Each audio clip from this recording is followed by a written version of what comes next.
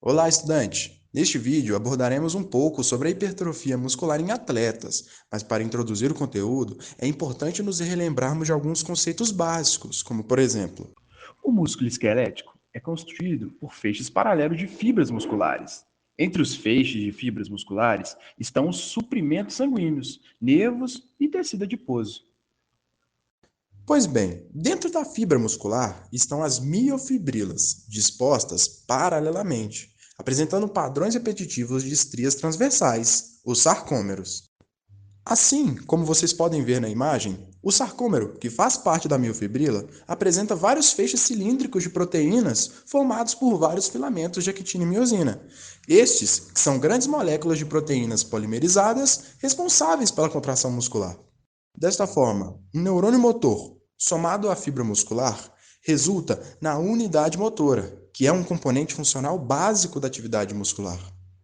Agora vamos falar sobre hipertrofia, que do grego antigo, hyper, excessivo, trophe, alimentação. Sendo que hipertrofia na prática refere-se ao aumento do tamanho da célula, o que resulta no aumento do tecido muscular. Olha, é importantíssimo lembrar que o tecido não produz células novas, mas que sim, elas aumentam de tamanho devido à síntese e à incorporação de novos componentes estruturais intracelulares.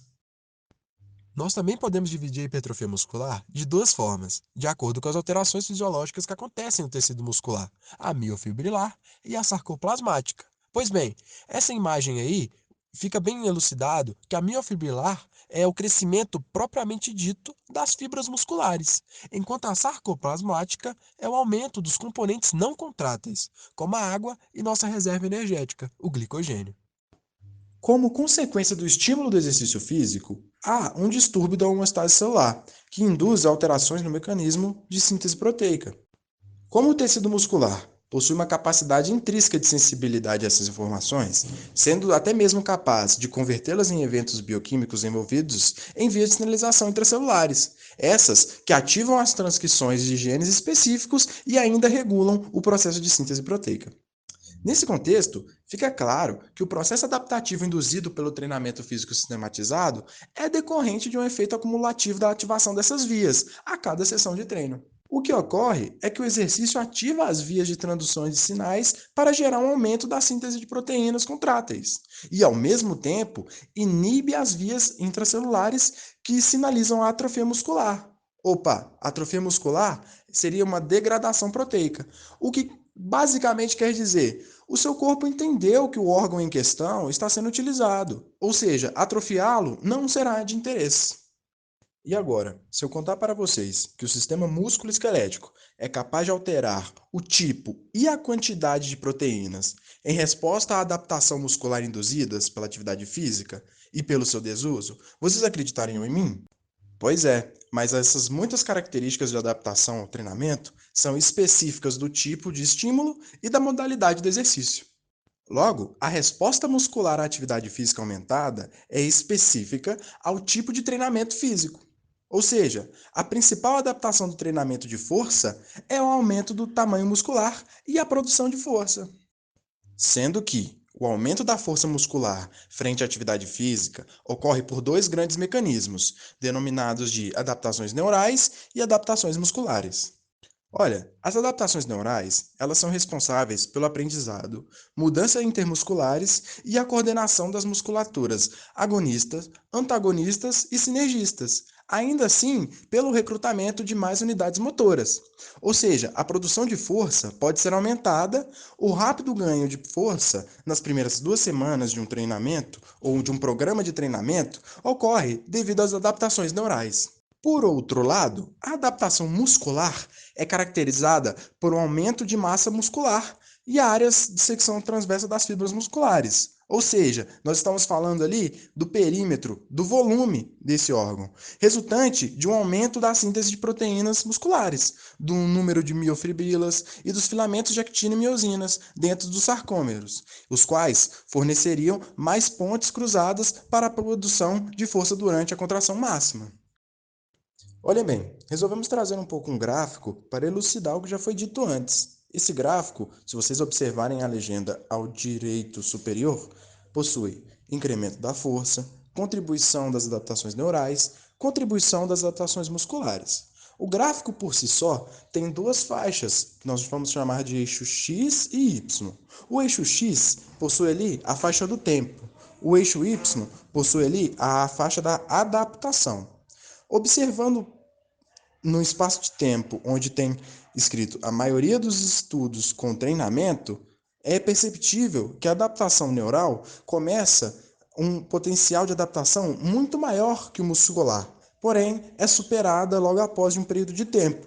A força também, o incremento da força, que seria o traço mais forte, possui um valor máximo que vai ficar equalizado naquela estrutura. Por exemplo, que seria como se eu estivesse dizendo que um indivíduo tem uma força máxima.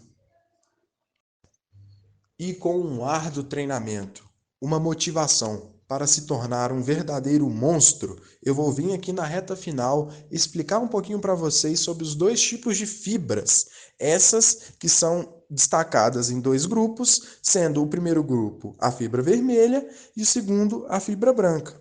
Bom, a fibra vermelha possui uma contração lenta, altamente resistente à fadiga de metabolismo aeróbico, tendo um rico suprimento de mitocôndrias, o que dá para ela essa tonalidade vermelha, tá bom? E dos correspondentes citocromos que contêm ferro, em combinação com altos níveis de mioglobina. Um grande exemplo de atletas com tipo 1 de fibras, as fibras vermelhas, são aqueles atletas de maratona, que aparentemente são desnutridos, magrinhos. E agora você sabe que é por conta de uma alta resistência à fadiga. Partindo para o tipo 2, que são as fibras brancas, essas que possuem velocidade de encurtamento e desenvolvimento de tensão que são de 3 a 5 vezes maiores do que nas próprias fibras vermelhas, de contração lenta. Com um sistema glicolítico a curto prazo que torna essas fibras de curta duração. Essas são mais utilizadas em atletas de esportes de paradas e arranques ou com mudanças de ritmo. Então, para compreender de forma melhor os tópicos estudados e como o tipo de exercício irá influenciar na hipertrofia de acordo com o objetivo de cada atleta, podemos ter como exemplo o treinamento de resistência de um atleta, onde ocorrem alterações no recrutamento neural, profundas mudanças no metabolismo energético e na morfologia. O aumento das fibras tipo 1 e da área de secção transversa, com o aumento da capacidade oxidativa e a resistência da fadiga durante o prolongado das atividades contráteis. Mas agora, quando estamos falando de um treinamento de força, que é descrito como o máximo de força que um músculo é capaz de gerar, nós estamos comparando isso a um movimento a dada velocidade. Isso só ocorre com o aumento da síntese de proteína e com o aumento da área de secção transversa do músculo. E para aqueles que frequentam a academia, o treinamento de força é a primeira coisa que se vem na mente, não é? Porém, agora nós vamos falar de performance. E o número de atletas de elite que praticam um treinamento de força aumentou gradativamente, resultando no que vemos hoje em vários esportes. Por exemplo, olha essa tabela aí. E se eu te contar que o fisiculturista tem menos porcentagem de fibras tipo 2, que são as fibras brancas, as lentas, do que, por exemplo, um corredor de 800 metros? Impressionante, não é? Então, isso é porque é quase impossível um atleta de alta performance alcançar o sucesso sem nenhum programa de treinamento de forma racional, adequado a cada indivíduo, óbvio, e às demandas de cada esporte. Olha, outros benefícios são provenientes do treinamento de força, como por exemplo o aumento da resistência muscular, a melhora da qualidade de sono, redução de risco de lesão, que podem ocorrer por falta de treinamento. E ó, aumenta a melhora da postura, tá bom? Ai, ai, ai. Sua jornada foi bem grande, não? Mas ó, fiquem à vontade para assistir o vídeo quantas vezes quiser. Compartilhe com os amigos, dê o like, deixe um comentário e aqui, estude para a prova, viu? Valeu!